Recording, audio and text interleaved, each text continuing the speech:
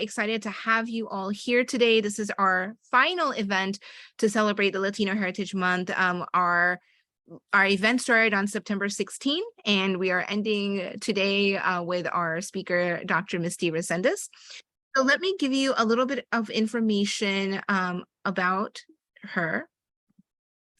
And before we do that, let me tell you a little bit about the Center for Global Partnership and Learning. So as you know, our center is in partnership with Pepperdine University's Graduate School of Education and Psychology. The Center for Global Partnerships and Learning offers a wide range of programs geared towards the advancement of student scholarship. We serve as a gateway for students and alumni to be able to develop their skills, elevate their voices, and develop their research acumen. Our focus obviously is in the following areas: Scholarship Without Borders Journal. So if any of you have articles that you would like to submit to our journal, please do so. Collaborative research opportunities, certificates, workshops, and seminars, publication, and conference presentation support. Through our programs and opportunities, we strive to enhance the student experience and ensure that our students can have access and support in furthering their academic scholarly activity.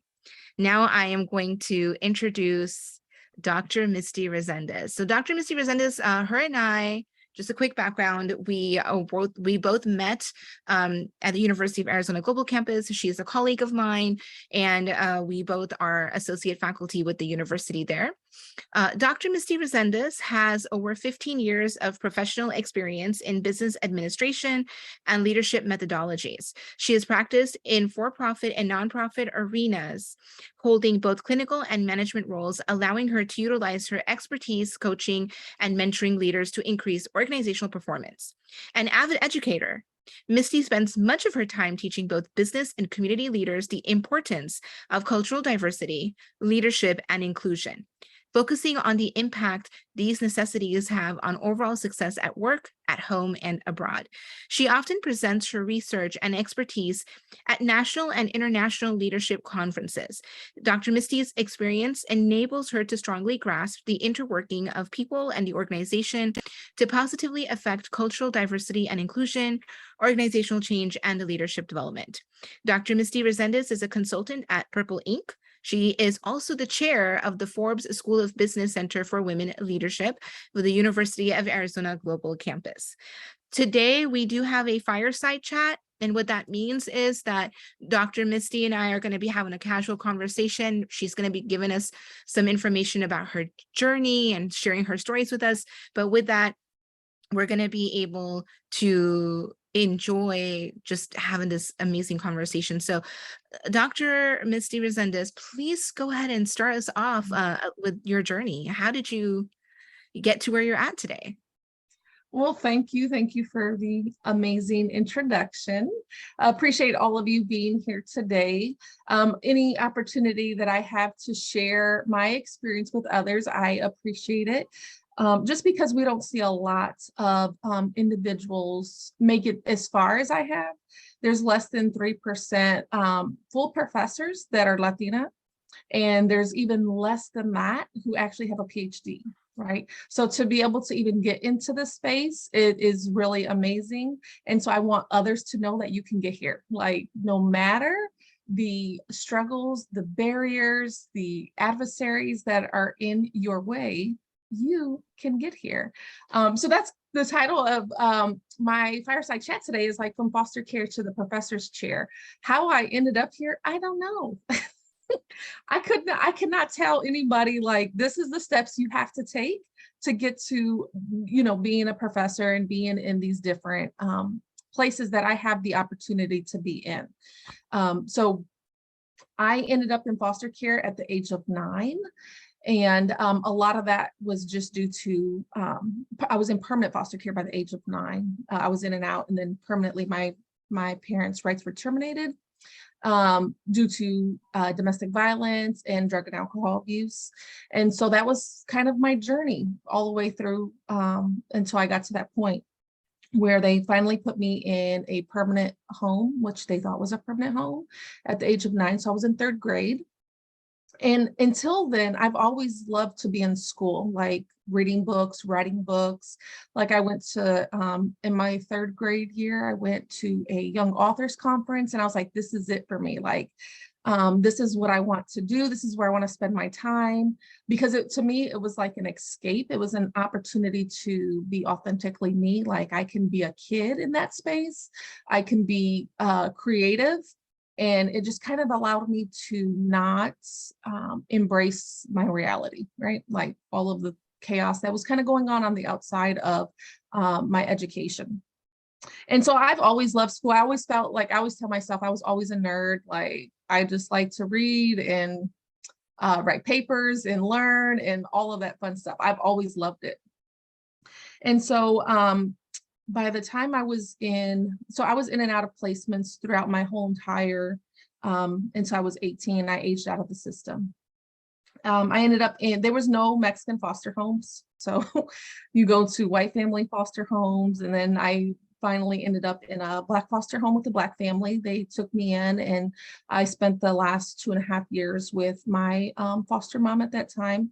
So just part of that journey, you try to find a connection to your roots and to your culture and to the things that you did know, that is part of your identity. Like I grew up going to Spanish mass with my grandfather, and foster care didn't allow me to do that. I, went to whatever church that they had, or which, I don't know. I was kind of young and don't remember a lot of the churches they had me at. But I do remember, being in the Black foster home. I would go to Black Baptist church, which was a complete culture shock. I mean, if you imagine, Catholic mass is 1 hour, it's very traditional, it's very standard in what you do, and it's quiet. And then you go to Baptist Black church, and it was, to me, chaos, right? Like people are yelling and screaming and music is loud. And so it's just a little learning to kind of navigate different spaces, right? So throughout that journey of just being in foster care, I always felt like I struggled to find, who am I? What do I represent? You hold on to your culture as much as you can, with whatever opportunities that are afforded to you. During my time in foster care, they moved me to different cities. So I was born and raised in East Chicago, Indiana, which is Gary, Indiana, which most people only know it because of Michael Jackson. That's where Michael Jackson is from. But it's on the border of Indiana and Illinois. So right across the street is South Chicago. And then, I was on the East Chicago side, and it was very diverse because a lot of people worked there for the steel mills, and that was their way of making revenue and income to support their families. And so from there, I went to Fort Wayne, Indiana, like moving around in foster care. And so it was like 2.5, 3 hours away from my family. And so did not have opportunity to connect with cousins or anybody from my background that I had grew up with, like friends, right? So when you go to school, you meet and connect with friends. And so being in foster care removed me from that. My elementary school was bilingual, because a lot of us were English as second language speakers. So everything was all bilingual all the way through 6th grade. So from there, I go to foster homes in all these different, suburbs and different towns. That was not an opportunity for me. So you start to lose your language, and you start to lose all of these things that you're very comfortable doing on a day-to-day basis. And again, you experience culture shock there. Because I was bused, I was in a foster home, and I was bused 45 minutes to go to school and in high school. And I just remember like walking in, like I would say I was chola back then, right? Like I had my hair fanned up, and, I would wear my flannels and dark lipstick, and, my freshman year of high school. I can remember it very clearly walking in, and then all of a sudden everybody looking at me like, who is this person? And, just experience not belonging, being excluded. That was the first time I ever experienced that. Like even being in the other foster homes, like I still felt like, okay, these people are here, they mean well, they want to take care of me. But that point, walking into that school and everybody looking at you and asking, what are you? like, what do you mean, what am I? I've never had people ask me that where I grew up. Like, nobody asked me, what am I? And then if I would say, oh, well, I'm Mexican, and they're like, what? You're not Mexican, you look Black or you look Puerto Rican. People would ask, are you sure you're Mexican? I'm like, why do I even have to prove myself on who I am to you? So I'm constantly, and to this day, I still get that question asked to me. Here recently, I was in a class, I was prepping, I was getting excited, I was gonna go teach a course, and I always like to see my new classrooms before I actually teach. And somebody came in and was like, oh, are you the new housekeeper? No, actually, I am the professor who will be teaching in this class this semester. But, just still getting dismissed for my credentials and who I am. Because again, they're not used to seeing somebody like me in these spaces. So the people we do see in these spaces are normally not the professors. They're normally the housekeeping, or, somebody who's there of like customer service and things like that. And so, so I still deal with that on this basis. So how did I even get here? So I went through foster care. I aged out of the system right away. I got married immediately as soon as I could because I wanted out of the system. And I just needed a way out. And so I got married. I had a daughter in high school. So I was 15 when I had my oldest daughter. And so at this point, she's 3 when I graduated. And my whole life revolved around this little girl, right? So I'm in foster care and I have this child, and they're like, well, we need to put her in foster care and we need to make her a chins. And so it was a big fight. Like, no, like, I haven't lost my parenting rights. Like, you have to wait until I do something. Because I just remembered, like, well, my parents were not good parents. So what did I do to not be a good parent, that I'm going to lose custody of my child? And so that just really gave me motivation to like get my act together and just really focus on the things that I can control. And that was working, that was attending school, getting good grades, like just whatever way that I can completely propel myself to that next level. And so that's what I did. I worked, I did whatever was what the next step is, what is expected, right? Like, it wasn't really truly my decision. I just felt like I have to do whatever it is to keep my daughter from going into foster care. And so I went to school. I had no idea what I was going to go to school for and what I was going to pursue. I was working at the bank in my high school. You can go part day where you work and part day to school. And so they put me at a job at a bank, and I enjoy that, but that wasn't what my passion was. So when I took a class, I was looking for degrees that didn't have any math, right? I'm like, what can I take that doesn't have any math? Because that is not my strong suit, right? So I was like, let me take a criminal justice class. So I took a criminal justice class because that degree had no math. And I was listening to these individuals talk about the system and courts and all of these different things, lawyers and guardian ad litems. And I was like, that's not my story. I've been in the system. I've been going to court since I was a little girl, fighting the courts and listening, and all these caseworkers and all these therapists and all these people in my life. None of them looked like me. None of them understood my story. None of them came from poverty. None of them came from my background. And I'm like, how do these people get to make choices for people like me, but they don't understand me, or they haven't experienced anything that I've experienced? So that gave me the motivation to say, okay, what do I need to do so I can be in a position where I can help others have informed decisions? And so that's what kind of got me going down the criminal justice route. I at the time, again, I didn't know, and I did not know to use the resources from the college. I never had anybody guide me, like, you should talk to a guidance counselor, you should talk to financial aid. Like, there was nobody. Once I got married, the courts cut me off and I had to navigate the space.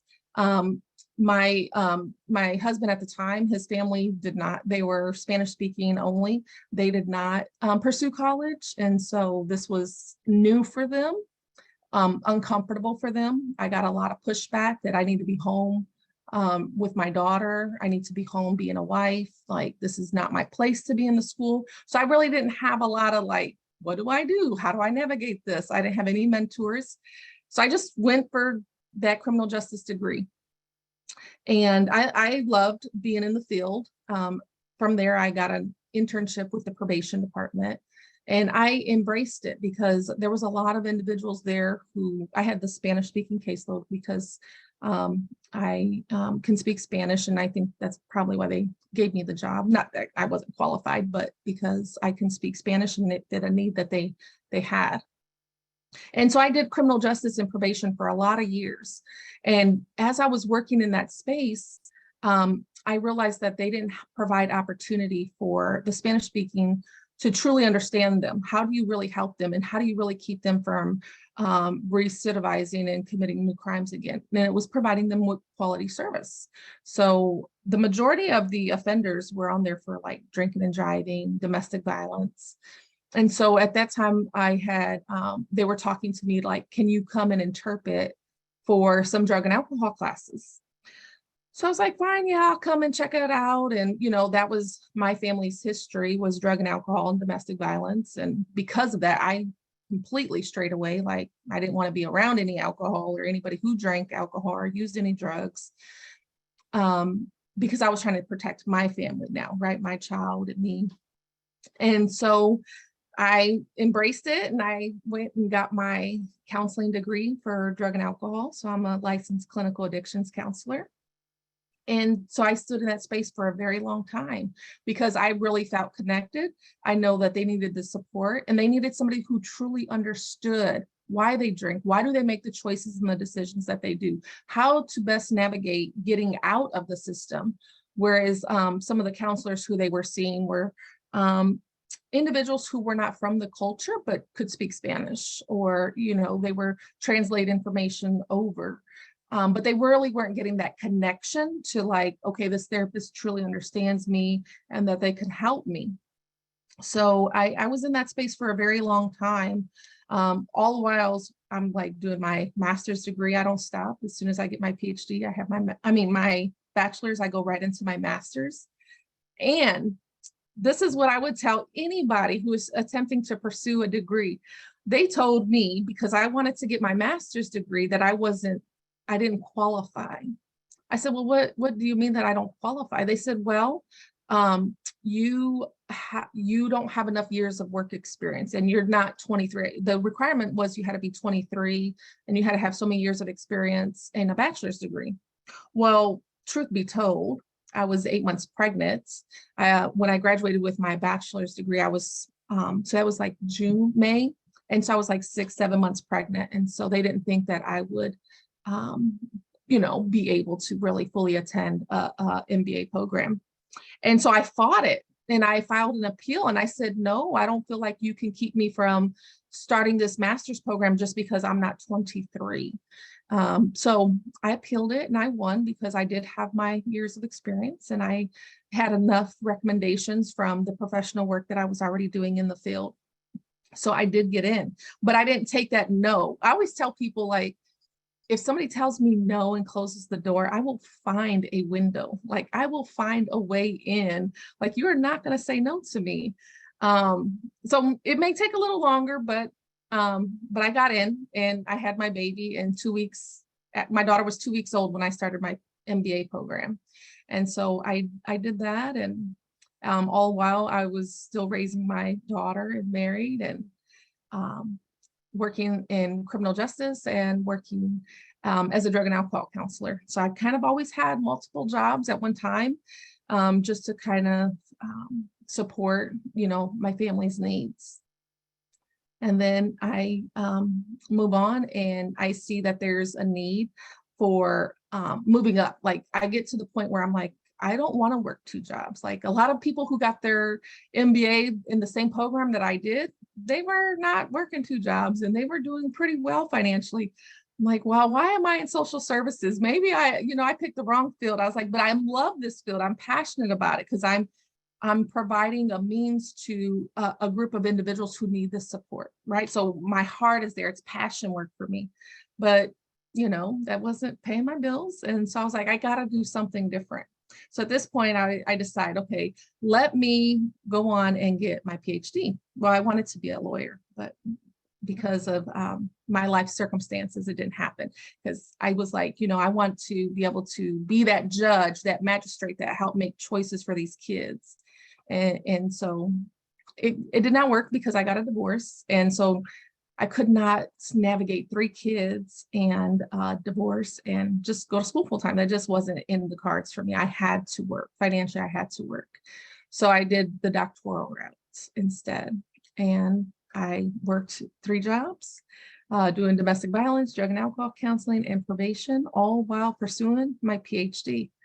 It was a lot of work, but it took a lot of dedication. I used it as an opportunity to, with my kids, like, okay, mom is working. I would take them to my drug and alcohol classes with me. My kids can probably teach the classes because they've been in the classes so many times. But I would put them in a separate classroom and let them like write on the whiteboards, and while I would teach my classes. And so they would go to work with me in the evening time.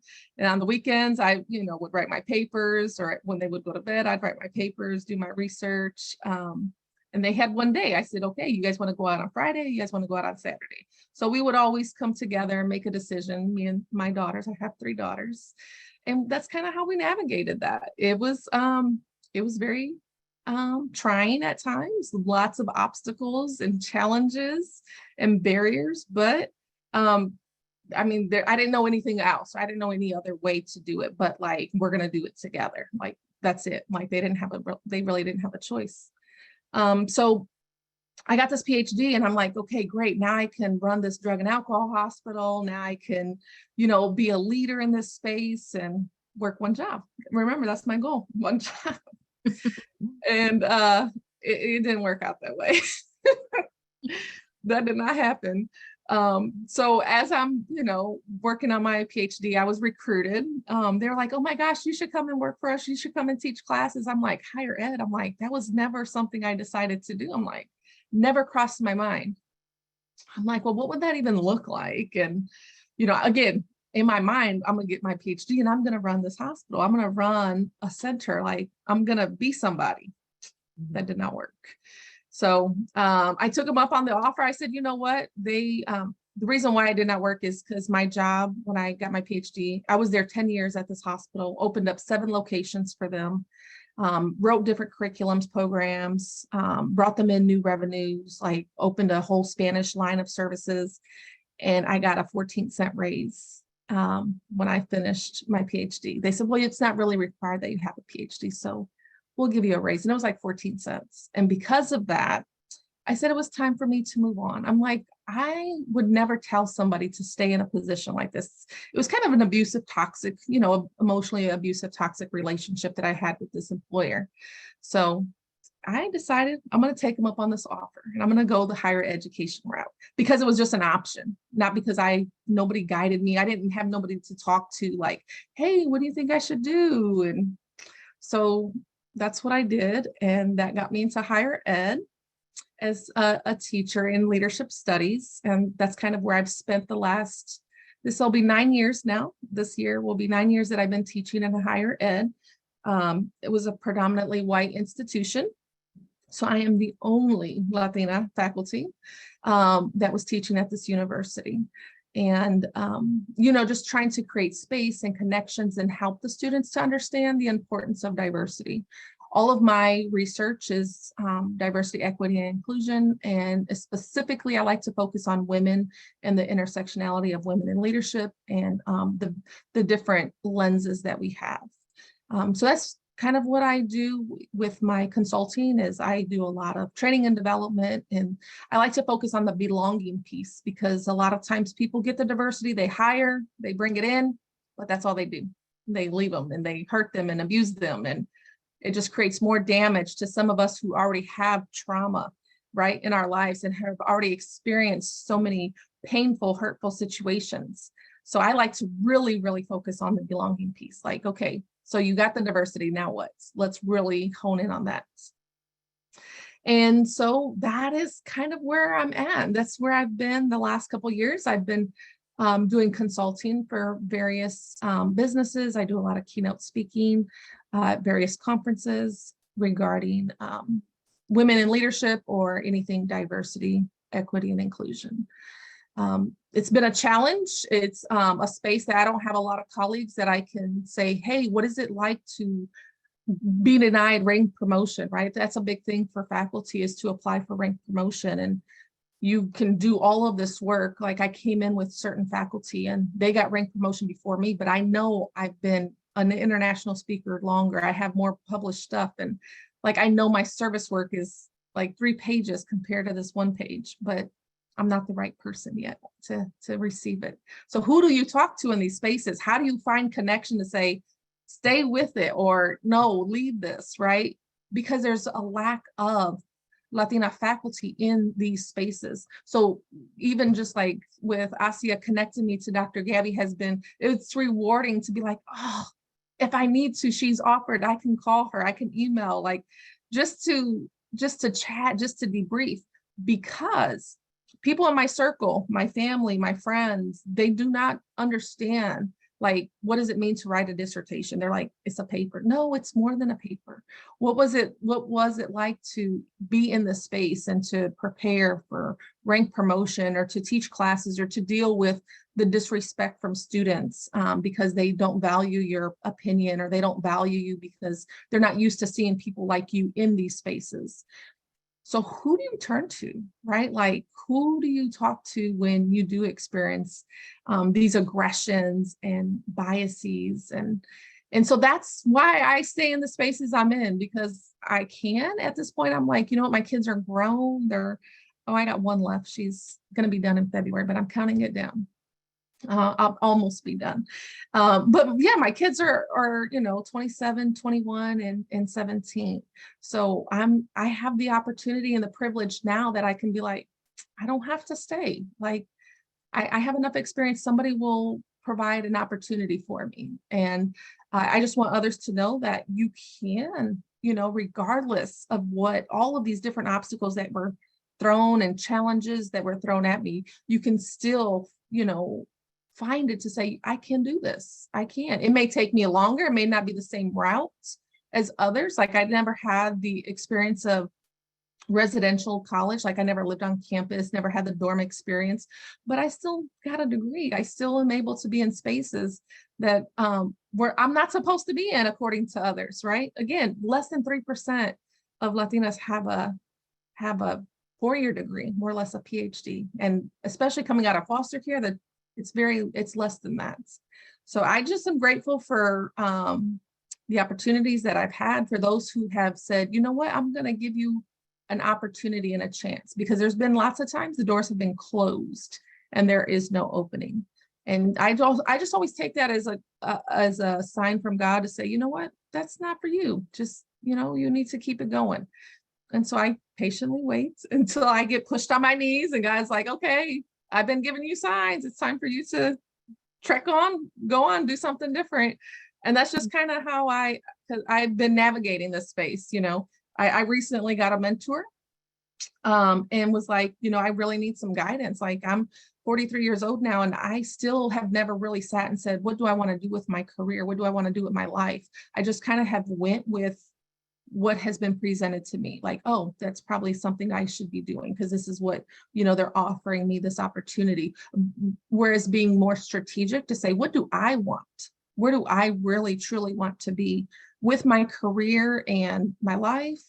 And so that's kind of where I'm at. I'm really navigating, like, okay, I've done what I think I should have done, but now what do I want to do? And really, truly leading out of that authenticity. And it requires to be vulnerable. It requires to have some patience and to be quiet with yourself. And that's hard to do. That is hard, but we'll see where it takes me. So that's my story. That's where I am today. That's kind of how I got there. That was a lot. Well, I love the story. I love hearing what you just said. I mean, just everything that you went through. I think the one thing that really got to me was when you said, I got a 14-cent raise after getting my PhD. And I went, what? Yes, not even not $14, 14 cents. correct. It really lets you know, like, oh, this definitely is not the space that I need to be in at this point. Yeah, I love your story. Thank you so much for sharing that. So we've got a few questions for you. And then once I ask some questions, I would love for any of you who have questions to please put it in the chat. You can also raise your hand and unmute yourself, and we'll go ahead and call on you and have you ask your questions as well. The first question that I actually have for you is, being that you were in foster care, you kind of went, to different, foster homes. Did you experience, poverty or being in poverty levels, while you were in foster care? Yeah. So I grew up in, I, the funny thing about being in poverty is you don't know you're in poverty, right? Like you don't know this until you start to like live it on your own. And then you start to see what other people have. And you're like, well, what is this? And why is this different? So I come from an environment that, we had powdered milk, right? Like you make your milk out of powder and you add some water, or very portioned sizes of food and you get what we have. So that's where I come from. So that's just how I've lived my life.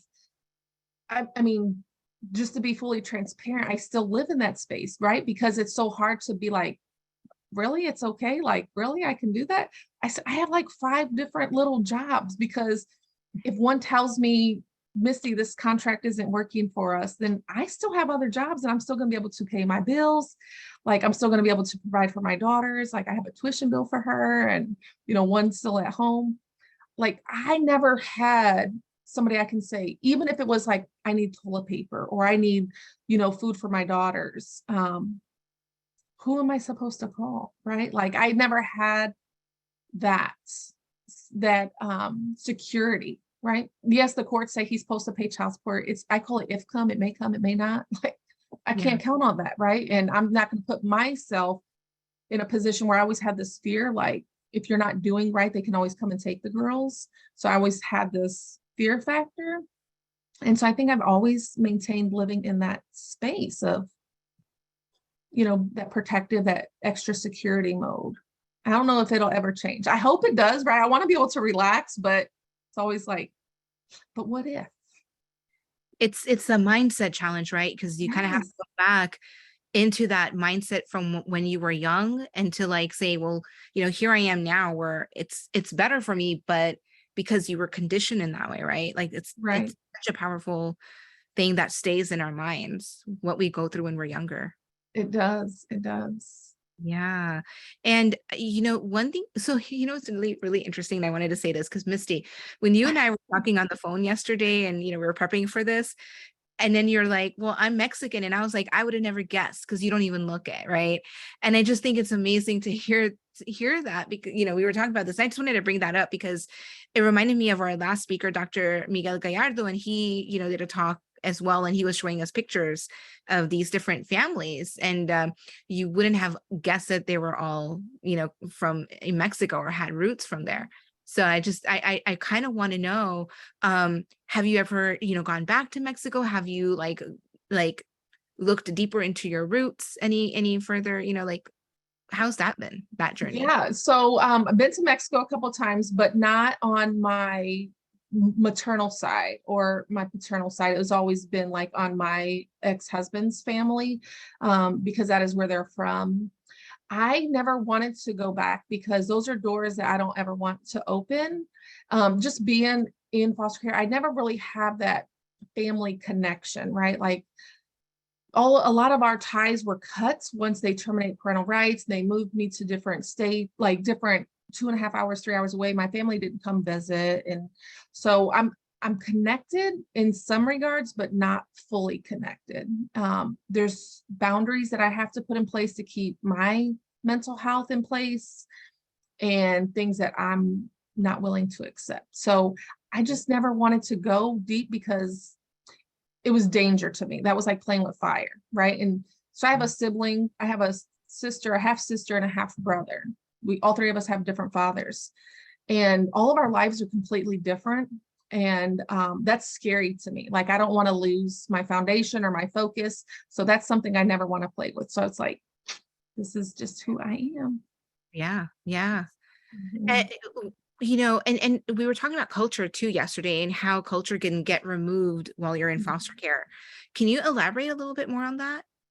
Yeah, so not everybody knows how to make, chorizo con huevos or like food that you want to eat. Like I want pozole on a Sunday and or even how to make menudo, right? There's certain like things that you grow up with, and then you go into these homes and you have to eat certain foods or certain practices are no longer in place. So you have to learn to make your own traditions. So I always say like I'm the best cook, like my food is Blaxican because and I say it's Blaxican because I was raised the predominant most of my older years in foster care, right? So teenage years, I was in a Black foster home. And so I learned how to cook Black food. But I also married a Mexican. And so I was and I did it because I was attached to like the family, the culture. Like to me, it was my saving grace, right? There was like, when I really reflect back, it's like I never really can say I truly loved him. It was more like, oh my gosh, there is a family, like there is normalcy, right? It's something that I knew. And I kind of took that as my out, like, oh, I can get married, I can have, my freedom from all of these courts watching me. So I learned all of, my traditions and how to cook. And so I kind of marry the two together. So my food is very Blaxican. I love that. I think that should be a new menu. Like we should have like, mix of, yeah, mix of the different cultures. I mean, that's, yeah, I love that. Wow. Yeah, I mean, and I can see, how when you're shifting from different places, you can lose that sense of culture, but then you still have it in different ways. You still have a hunger for it, like you. And Yeah. I feel because of my career I've always connected with my culture, like always working with the Spanish speaking population, just understanding their culture helps me to better serve them, right, to put them in a position for success. With the students as I'm teaching courses and I can tell that somebody's not an English as a first language speaker, how to reach out and connect and provide resources so they can be successful, or need a mentor, like what can I do to use my spaces to help you advance. So you always have a hunger for it regardless of what situation I'm in. Like it feels home, like I can go to certain places and they just automatically speak Spanish to me, whereas in Indianapolis I don't get that. But I can go to maybe a Mexican grocery store, I can go to certain places, they don't know me, but automatically they will speak Spanish to me, whereas in other spaces people will ask me, what am I? Like, what do you mean, what am I? Yeah. Right, like. Yeah, I can relate. I get that too. People think I look Mexican when I'm Indian Pakistani and I don't look it, but I get the same thing. So yeah, that makes me kind of curious because when you were here in Long Beach and I we met in person finally in Yeah. did you actually experience that where people here in Long Beach were like maybe asking you questions in Spanish or anything like that? No, because I think I was just in a basketball gym the whole time, so I really Yeah. didn't have time to get out like I wanted to. But like if I go to Miami, if I'm anywhere in Florida, like it's constant. Like if I'm in an area there's a large population, like I'm not questioned. What am I? Like I am in my spaces in the Midwest. Right. Well, yeah, of course. Yeah, it's so interesting.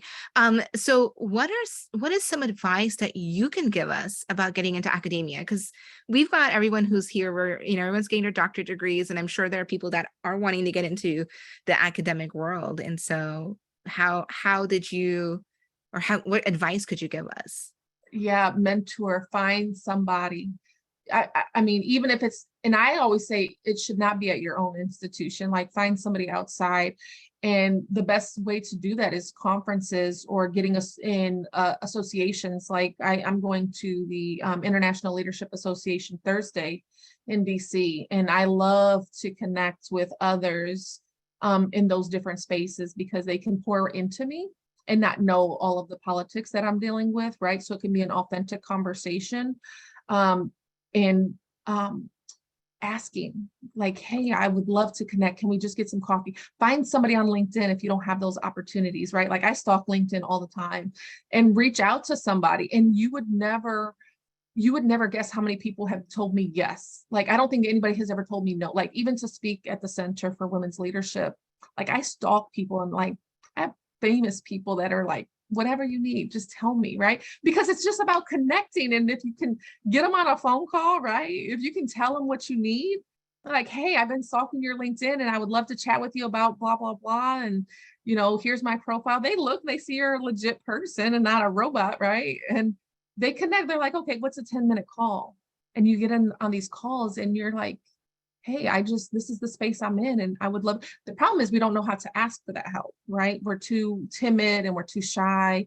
But I think it's easier to do it over like the Zoom or the internet than it is in person to approach somebody. But it's powerful. It is so powerful to have somebody to help you navigate the space, because there is not a lot of people who are willing to guide you and help you. Like, what does this look like? I want to be in this space. I'm earning my PhD. What could be some good next steps for me? And talk to multiple people, not just one. I love that. So mentorship, networking, and creating connections that are meaningful. Yes. Yeah. And not being afraid to hear no. Yes. Yeah. Because with the no, don't ever take it personal, because you just never know what somebody has on their plate, right? It's not about you and that they don't like you. It just, they might have a lot going on, and that's okay. But, keep looking. Don't take that no as, see, I'm a failure, nobody wants to connect with me, because we can do that, right? Yeah. We feel Absolutely. rejected and we don't like that rejection. Absolutely. So I'm going to open it up to everybody right now. I'm going to unpin myself here and I'm going to open it up to everybody here in a gallery. For any of you who have questions or comments or anything that you'd like to say, we have 15 minutes left. So I'd love for all of us to really chime into this amazing conversation that Dr. Misty and I have been having together with all of you. So feel free to unmute yourself and ask away. Dr. Brame. Yeah, I'd love to hear regarding mentoring. What were you looking for when you were talking about how you recently sought out a mentor? What were you looking for in your life, in your career, regarding guidance and advice, support? Mhm. I think I just was so go, go, go, go. And this is what you're supposed to do. This is what is expected of me to do. Like, a lot of times, I would hear a lot of slack from family, or, especially my ex-husband. You work too much and you're not investing in the kids and this and that. But my kids had a homemade meal every night. So that was, for me, I would look for ways to affirm my decision. Like, yes, I do work a lot, but I also get to take our kids on vacation that our kids have never been able to go on. I never went on a vacation, but my kids have experiences that they'll never forget, right? Mm. And granted, like, I would take a friend and we would split a hotel room, and all of the kids would sleep on the floor, or we would put a kid in the bed with me and she would have one of her kids with her. Like, but we've been able to go to New York. We've been to do places we would never do, right? So I think I was so busy focused on, I just want them to have the experience. I need to do the best thing for them to have an impactful life, but yet still I had to work. So I never knew what I didn't know. I never knew that I needed a mentor. I never knew to ask for help, because I thought, coming from where I come from, I made it, right? Like, I've done it, like, I'm doing well, and I'm on the right path. So I didn't know that until, time slows down, and, the kids are older and people question you. And I'm like, what am I doing? Like, why am I in this space? And what do I want with my career? And I was intentional about signing up and asking for a mentor. I was like, I need a mentor, because I don't know what the next step is for me. Should I pursue this? Should I stay where I'm at? Like, I didn't know. Thank you so much for that. I love hearing you talk about that, because I personally feel like we can use mentors at any stage in our work and career and relationships. It's so important to be connected to other people and get input.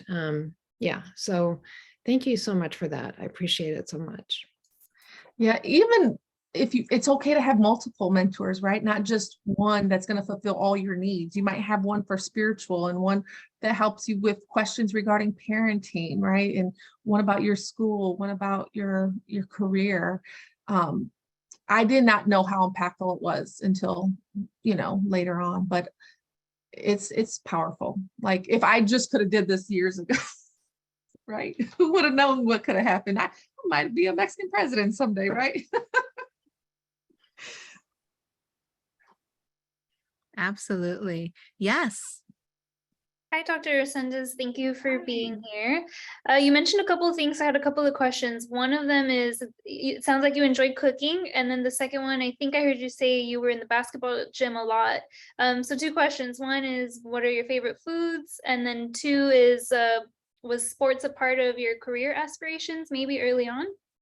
No, actually, no. So I am engaged, and so my fiance actually coaches basketball. And so I just kind of travel with the team and play mom while they're on the road. And so no, sports have never, ever been a thing for me. I try to get my kids involved. They all played soccer and dance and all, just to give them activities to do. My youngest daughter was in lacrosse for 4 years. I didn't even know what lacrosse was. I was like, what is even lacrosse? So no, and my favorite food, oh my goodness, like I love everything. I just love food. But I would say my favorite that I like to make, everybody loves my chicken enchiladas. So I find that rewarding to cook and others get to enjoy your meal. And I'm one who is like, as soon as it's done, you have to eat while it's hot. Because if you don't eat while it's hot, then I feel disrespected. Like, just cooked all this because it's not easy to make. Like, my meals are not like just 20 minutes on the stove and it's done. So I put time, and it's like a love language I have. Like, I want you to appreciate my efforts of being in the kitchen. Thank you. Yes. I see Kim has her hand up.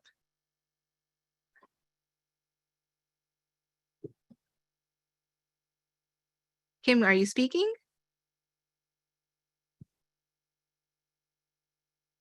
Can you hear me now? Oh, yes. Okay, I had some connectivity issues, but I'm not sure if I missed this earlier in your talk. I certainly heard that you had one of those backgrounds where you were sort of in and out of places of safety. I'm curious, other than the sports, are there other places that you have found to give back some of that same mentorship and foundation laying for others that may have had similar pathways? Yes.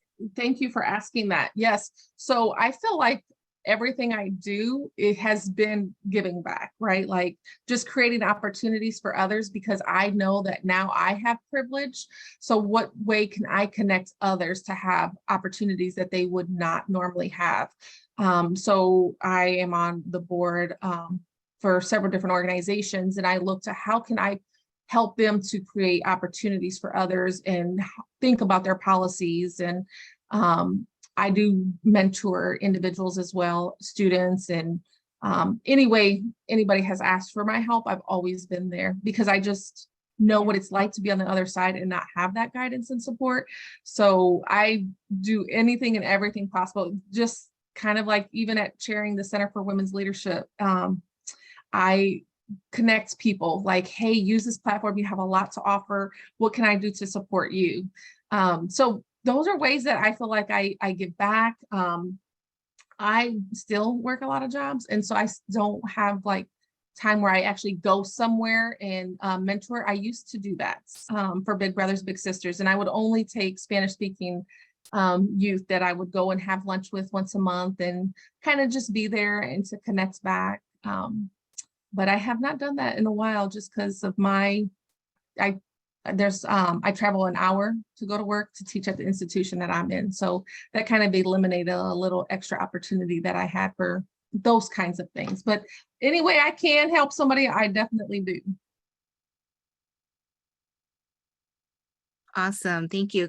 Kim, I think you got logged off, but I hope you got the answer. And if not, this is being recorded, everybody. You all can come back and watch this again once it's on our YouTube channel. Yeah. Thank you for that. Anyone else?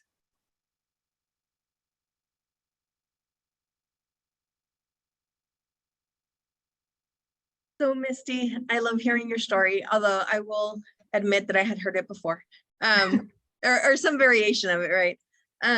It's interesting. Different upbringings. I grew up in a traditional Mexican household, like very traditional Mexican household. So, but there are similarities in this idea of not knowing what you don't know. Not understanding the pathway to higher ed. I always say that I kind of stumbled into it. It wasn't a clear pathway. Similar to you, ended up in banking, then did staffing, and then kind of, just various roles. And then I also have multiple jobs, as many here can affirm. How do you find time for yourself? Yeah, great question. That is something that I do better now than I probably ever have. My daughters used to make me make time, right? Because I would do things for them, and that being in the moment is so important. So when I was with my daughters, like, that is what is important. Nothing else really mattered. And so now I do really well of, like, weekends, there's no work, right? Like, I might work hard all week long, but on the weekends, like, that's my time. I am intentional about, on my phone, I have 8 emails accounts.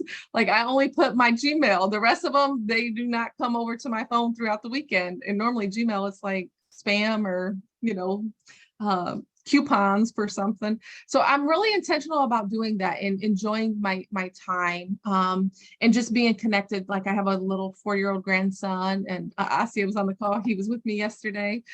And I know, like, that is what brings me joy, right? I love working. I love my research. I love the things that I do.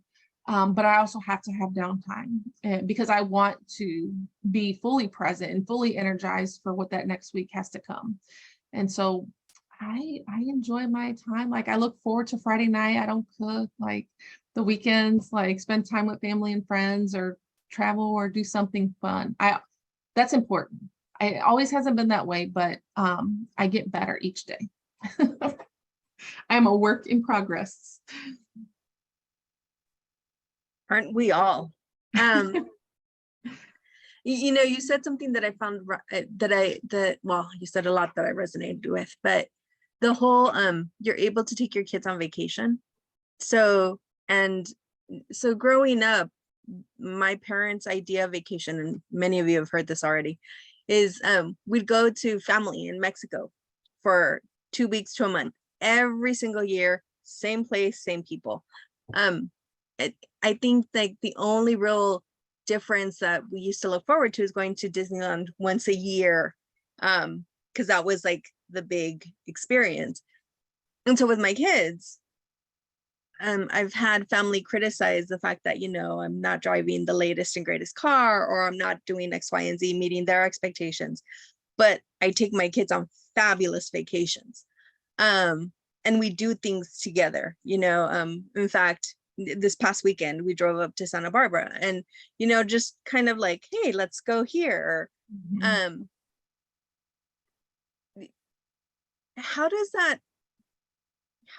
Let me see how I want to ask this question. At what point did you realize that was what held value for you, given everything that you had experienced, that you wanted to kind of change the narrative for your kids? How did that become a value? Because my foster mom, the last placement I was in, actually took me to the Bahamas. And I've never been on a vacation in my life. Like, I know the foster parents would get money, like, for shoes or clothes. I know they got like $1,500 a month, right? But we wouldn't see that. That wasn't our money. That was their job, right? And so they got paid for their job. Well, my foster mom literally took me to the Bahamas on a cruise, and me and her had a great relationship, and I connected with her and her daughter that she took, and I was like, this is life. Like, this is it, right? And ever since then, it was like, that is what I'm going to do. And so it would be like driving to Chicago, like we're going to go to it's a free zoo, right? We have Lincoln Park Zoo is free. I would take them to the zoo and we would have a picnic. Like, and sometimes my kids got tired of it, but that's what I could afford. Like, you know, I couldn't tell them like, well, this is all the money I have, but that's how we made time. And that was, to me, more important, was just that time together. They knew we were in the car. They knew we were going to take the train. And that was important to me. And like, they love it. Like, my daughter's 27 now. And she, like, that's what the stories that she tells is like, oh my gosh, like we went to all these places and we did all these things. And the experience in itself of being on the subway or in New York, right? Or like all of those kinds of things. And so that was what I held. As soon as I seen that the girls responded, we would come together and make a decision like, hey, these are some places, where do we want to go? Or what are some things we want to do when we get there? And I always let them feel like they had autonomy to share and, you know, give input onto what's important to them too. So like my daughter wanted to go to Juilliard, so we went to New York. That's like how all that came about. So I'm like, all right, let's go check it out. What's this about? And so we would have fun. So what's next for you? Good question. I am navigating that now. I love my role with the Center for Women's Leadership. That is what drives me, is, you know, what are we doing to help more women into the spaces and to help with the confidence and help with asking and with mentorship and just to be who we are in whatever spaces we are in. It doesn't have to be a CEO, but what are you truly happy with, you know, where you're at? I've just had so many doors closed and so many opinions against me because I was a single mom with kids. Like, my boss literally told me that I didn't get the promotion because the gentleman who got the job was the provider for his family. I'm like, but so am I. I'm a single mom. And she's like, well, what would you have done with your kids if you got called in on the weekend? It's not your business. Like, that's for me to deal with. Like, if I got the promotion now, it would have been handled. Like, but you judged me that I was not capable and didn't give me a job because I had kids. And I just don't want anybody to experience that. So I have no idea what's next. I got a mentor. We're working on it. I have to navigate this space. Like, I have no idea. Can you hear me? Yeah, we can hear you. Okay. I really appreciate the fact that you are authentic and the fact that we evolve. Yes. And life is fluid. And at one time you might have a calling for one thing in your life, but then as you knock through certain barriers, you see a whole new calling that you're qualified for and qualified to help others and to improve their lives and to be a blessing to them. So I, like you know, there's in different stages, different decades, had different things that I was meant to do. Mm-hmm. And I don't think that ever ends, because when it ends, then what is your point to be here anymore? So I, you know, not all of us have this like everything planned out to the T, yeah. but we go with what, you know, go with what road it takes us based on certain barriers that might unexpectedly come. But one thing that happens is we don't give up. Yes. And I appreciate that drive in you, that yes. You're not giving up, but you continue to see that light. So thank you. You were very inspirational today. Thank you for sharing. I appreciate that. Thank you so much. So it is 6:31 our time and 9:30, I think, both yours and Charletta's time, because y'all are 3 hours ahead. I just want to say thank you all so much for being here today and for being here throughout all of our Latino Heritage Month speaker series. I'm going to ask Dr. Gabby if she would like to help with ending our Latino Heritage Month speaker series for us. Absolutely. So thank you all who have been with us through this whole experience. It was a pleasure on my part, and to be able to really bring about Latino Heritage Month, the first one at GSCP. For me, that was really important, being of Mexican descent myself. and just being able to showcase the brilliance that exists within all of our communities. And so thank you all for being here for Latino Heritage Month. I ask that you consider joining us for the rest of the celebrations this year. We'll be sending out notifications about what's next. And as I have mentioned before, we are going to be celebrating Indigenous Peoples Day, Indigenous Peoples Month, International Women, Black History Month, Asian American and Pacific Islanders, and the LGBTQIA plus as the year progresses. And we will be doing a distinguished lecture series in collaboration with Pepperdine. And there's also, we're going to be creating a Day of the Dead altar in the library at the end of the month. So please, please, please come and join us, participate, engage, share your questions and your thoughts. We all grow together, we all learn together, and we all learn from each other. So thank you for being here. Thank you for joining us, and have a wonderful and blessed evening.